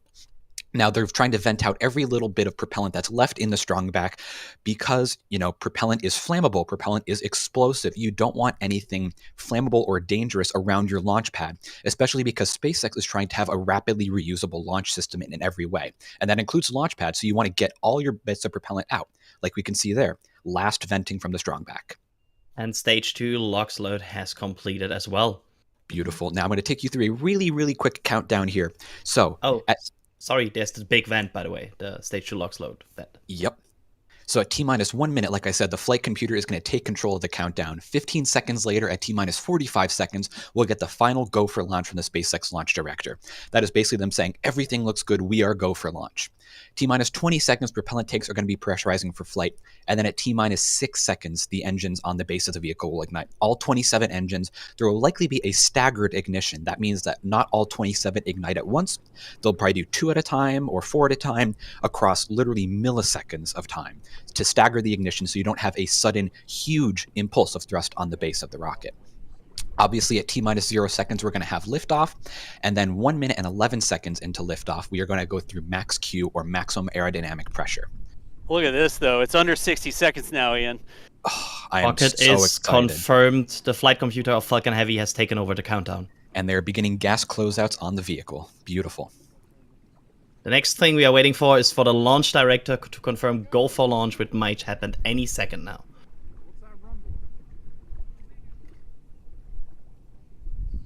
Go for launch was given for Falcon Heavy. Beautiful. Nice. T-minus 30 seconds here on USSF-67. Come on, Falcon Heavy. Let's do this. Let's do this. I am so excited.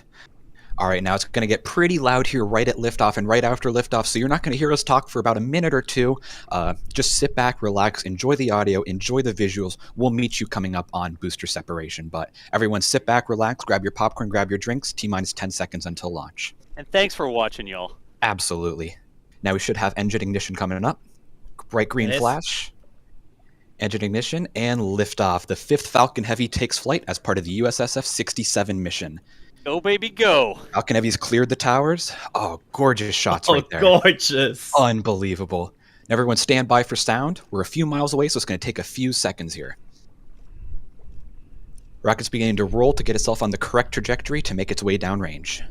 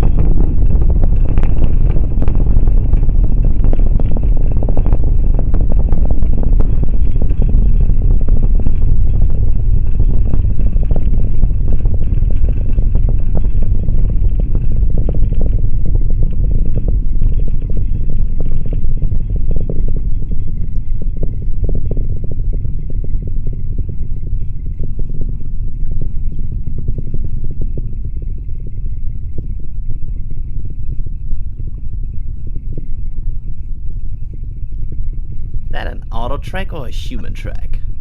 Look at it go, whichever one it is. Gah. Wow.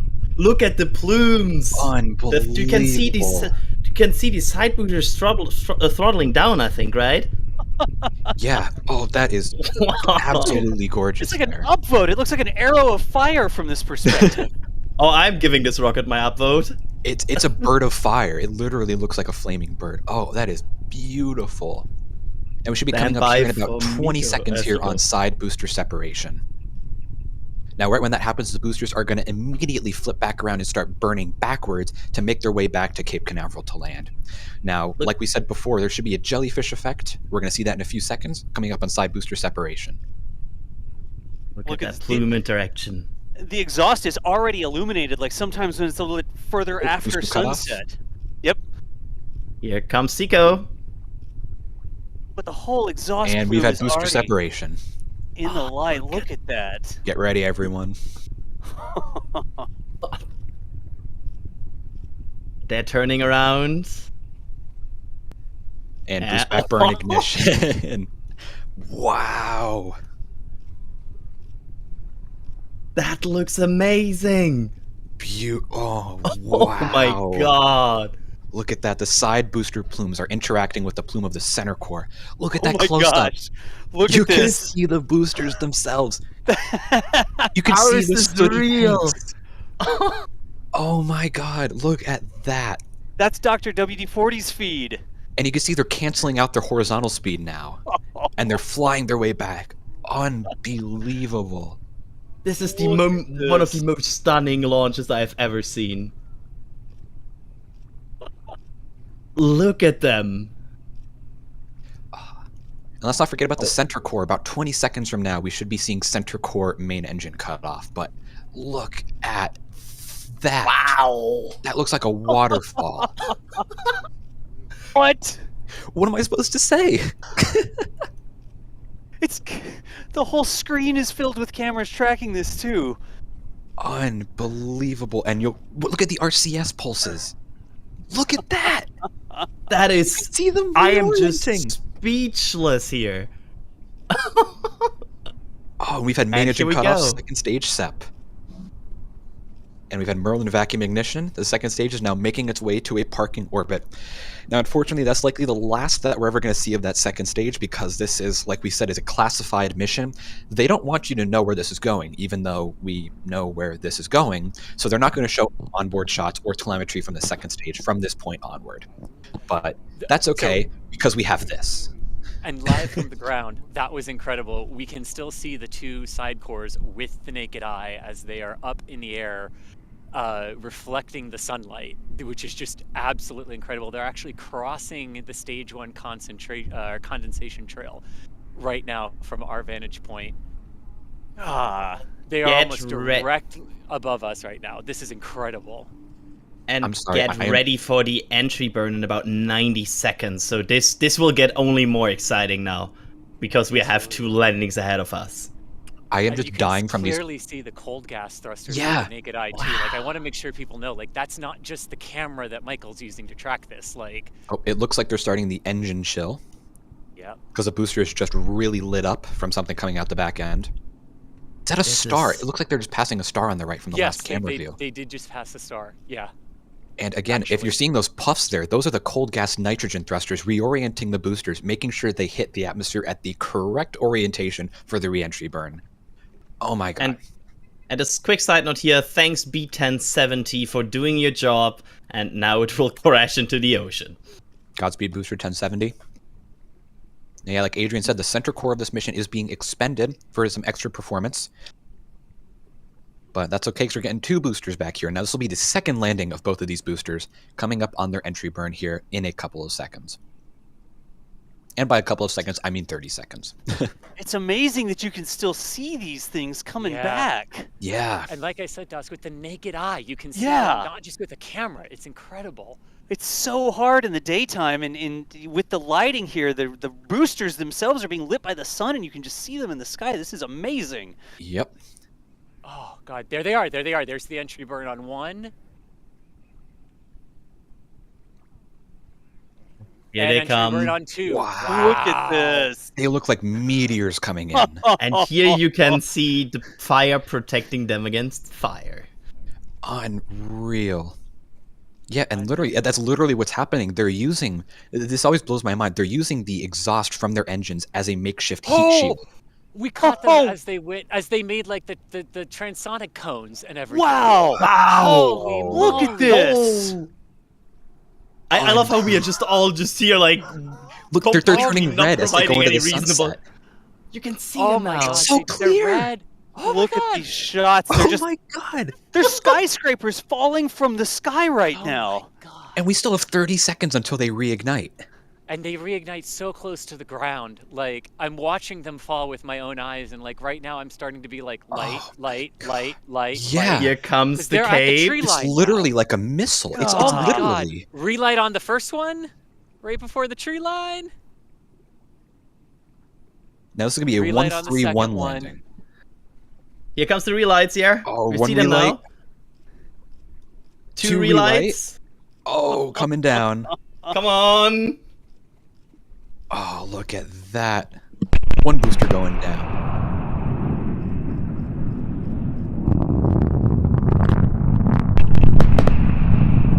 Nice. And And touchdown. landing. Oh my god. Touchdown of both boosters. Double sonic booms, baby. Unbelievable. This I got is some drone amazing. shots here from SpaceX. Look at the SpaceX drone shot. Seriously? What a flex. That's phenomenal. That was one of the Wow. coolest RTLS landings I have ever seen. That was just that was just stuff. Look the at plume. that. You could still see the transonic cones on the right. Yeah, you can. You could see the color of the oh my god. I love how we just went into this screaming commentary like 5 minutes ago and never left it. Because what else am I supposed to say? Oh my gosh. I love it. It's literally our job to put words together, yet we can't even speak there. That it just shows. Like I can do part. I can try part of it, and pull us back from just the visual spectacle. 9 minutes 12 seconds after liftoff, the second stage itself should also be in its initial parking orbit right now, headed down toward the equatorial latitudes, where it will do its reignition to begin the process of raising the orbit out to geo. But that's about all I got. That's incredible. wow. And we have second stage engine cutoff and good orbit confirmed on the stream. So wow, a good start to the mission. Now again, this mission is not over. Unfortunately, we're not going to hear the end of it. They have a little over 6 hours left in this mission. They need to do a burn to raise the apoapsis, or the highest point of the orbit, up to about 35,000 kilometers. Then do a 6-hour coast up to that point. And once they get to apoapsis, they'll do a second burn to get either to or very close to geostationary orbit, then deploy the payloads, then they will vent the remaining propellant from the second stage. So still a while to go for stage 2 here, but And actually, part of that too is the orbital inclination that stage 2 is currently on is 28.5 degrees, because you can only the minimal orbital inclination you can achieve is the latitude of your launch site, which in Florida is 28.5. So Falcon Heavy second stage in these 2 burns also has to lower the orbital inclination down to 0 as well. yes, absolutely. So great work from stage 1. Stage 2 still has its work to go. Looking back at the pad, great work from the launch pad infrastructure as always. I don't know what it is, but just seeing the strong back thrown back after launch, it just looks like it's celebrating a job well done. And I still can't really know what to say, but that was beautiful.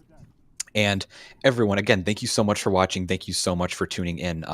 If you want to pick up something that reminds you of Falcon Heavy, head over to shop.nasaspaceflight.com. We have not only one, we have 2 collections of Falcon Heavy merch to help you celebrate this launch, to celebrate the 4 remaining Falcon Heavy launches in 2023 if things go well. This is going to be a very busy year for Falcon Heavy, so get ready, get prepared, get your sweatshirts, your shirts, your metal prints, your mugs. It's going to be the year of Falcon Heavy, and I am so ready for it. Once again, shop.nasaspaceflight.com. It's a great way to support us. And thank you very much again to everyone who gave memberships tonight, everyone who gave super chats. I'm going to quickly read through as many of them as I possibly can. Thank you, David Plant, for gifting 5 Red Team memberships. Thank you, CNC Marine Salvage, with a super chat. Thank you very much, Melissa C, for the super chat, from Matt PD, from Marvin Hugh. Thank you to everyone for super chatting and for supporting us. It really, really means so much. Thank you to Dr. M.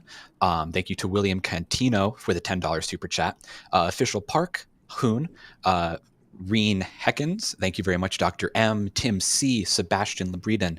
Thank you very much to everyone. And again, looking back on the launch complex with after a successful start to the mission. I can't say a successful mission because the mission is not over. Thank you to Mika, to Lauren Emerson, to Paulius, to Paulius Norcus. Thank you again to everybody. Again, Adrian, Chris, do any of you have any thoughts after this launch? Anything? Any words available? If that doesn't convince you to try and see a just after sunset launch, I don't know what will. When we say Just jellyfish, pay attention. Like if we mention Yeah. jellyfish about a launch, that's what we're talking about. We're talking about the sun lighting up the rocket exhaust while it's dark on the ground and gives you this really fantastic contrast. Like, pay attention and show up if we say jellyfish for a launch. Absolutely. I'm still like, look Yeah. at that. That's a noctilucent cloud. That is a cloud that is very it's high. what it looks like. I think that literally is what it is at this point. But yeah, it could be ice crystals and all for noctilucent. Yeah, you're right. Yeah. It's an artificial noctilucent cloud, and you could still see the pink in the in the lower parts of that. Unbelievable. Love to see that. Thank you to Frank Neary. Thank you to Dr. M, to Tim C with a $20 super chat. Thank you very much. CNC Marine Salvage. Thank you to Patrick M with a €15 super chat. Thank you to John Duker, a new member. Thank you very much. And thank you to Cat Herder Cam. I actually saw this before Liftoff. Thank you for the 10 gifted memberships, and congrats to everyone who got a gifted membership from them.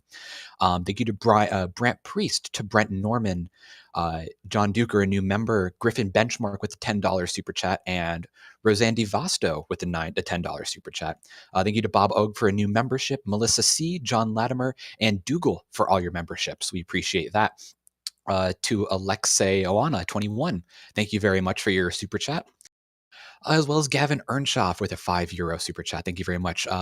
Peter J. Shaw with a $20 super chat. Thank you very much. Thank you to Donald Carothers, to John Dopeker, Ted Jacobs, Alexiana again for the super chats.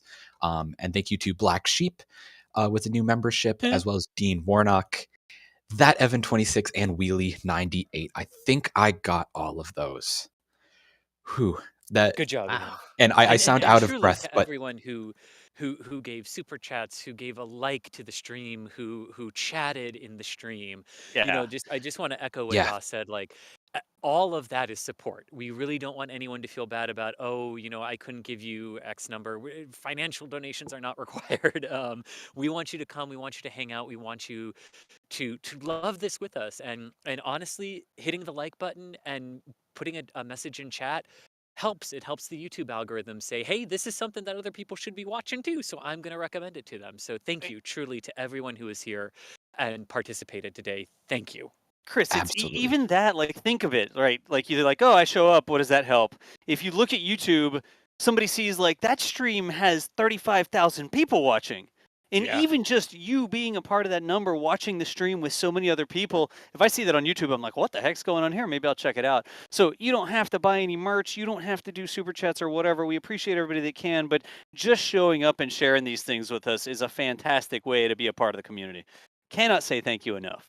Yeah, and this was such a big live stream here. We had such just amazing support from everyone. Thank you so much. This is going to be a huge year for spaceflight. This will be a huge year for NASA spaceflight.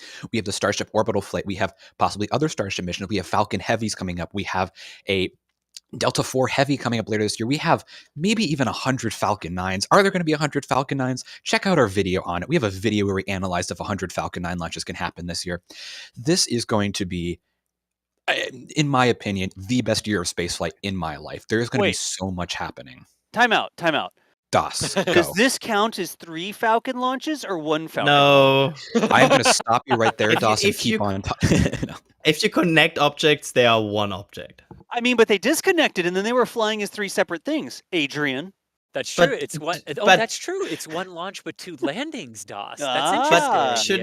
Shouldn't it be then technically 4 launches this time because it disconnected to 4 things that fly? I mean, there were 3 boosters involved that at some stage of flight were separated from each other. Padding the stats. that makes like tracking Atlas very, very painful suddenly. You're like, oh, this had 3 boosters. Oh my God. Delta IV Heavy, Soyuz, no. Oh no, but- no. Soyuz, Delta II, no. But yeah, again, gorgeous launch. This is going to be a very, very big year. We really appreciate all your support. It's going to make this year even better, all our coverage even better. I'm just going to be honest for a second. Y'all are an amazing community. Like, I just got to say straight up, it's an amazing community. So glad to be a part of. And thank you so much for all of your support and just being great out there. Thank you again for tuning in. I want to thank my amazingly talented co-host right here. Adrian, thank you for tuning in and all your expert commentary as always. Thank you for having me. And I know we talked about how excited we both were before to commentate this, and man, it did not disappoint. So There were some all caps DMs going back and forth about excitement. yeah, we had some fun as we saw that we would do this together. So yes, I'm very grateful that I was on the stream, and thanks for having me. Absolutely. And thank you, Chris, as well, for tuning in, having some on-location commentary. Your expert commentary as well is always expert. Indeed, and yeah, thank you all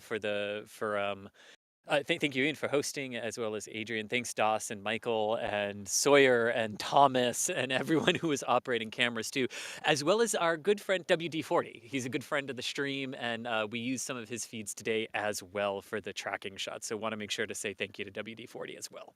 Yeah, for real, y'all. Head over and check out Dr. WD40's stream. He's on Twitch, and he does like metal detecting and bird watching and all sorts of outdoor live streams. And he's also a university professor, so he knows what he's talking about. I mean, if you're looking for a good bit of outdoor educational live stream content, go and check out him, because actually there he is. He's got his behind the scenes cameras and he's showing sort of his setup over there for the stream today. But massive look at the thanks to him. sky. Yeah. Massive thanks to him for sharing his feeds with us here today so we could share them with you. Absolutely. And thank you, DOS, speaking of, for hopping in. A little bit of commentary here, a little DOS cameo. And thank you, of course, to DOS, Michael, to Patrick, everyone who helped set up these live streams, to Thomas out there, to Sawyer, who was out there, who, unfortunately, I apologize, Sawyer, I missed you on the introduction, but you're always out there. Patrick for operating the live stream. We had such a big crew out there today. It's always great to be a part of these broadcasts. And once again, everyone, if you just watched this live stream, if you just liked, if you left a chat, or if you went as far, again, as DOS said, it's never required, but to do a super chat or a membership or to buy from our store, thank you so much, as always, for all of your support, always tuning in. It's such a blessing to do all of these. So thank you, everyone, for watching. We're going to throw you over to, I mentioned earlier, our 24/7 Space Coast live broadcast. If you like looking at what you're looking at on the screen right now, you can keep looking at it, along with all of these other camera shots right here on our Space Coast live. So we're going to send you over there. We hope you all have a great rest of your night, a great rest of your weekend. And once again, thank you all for tuning in. Have a great one.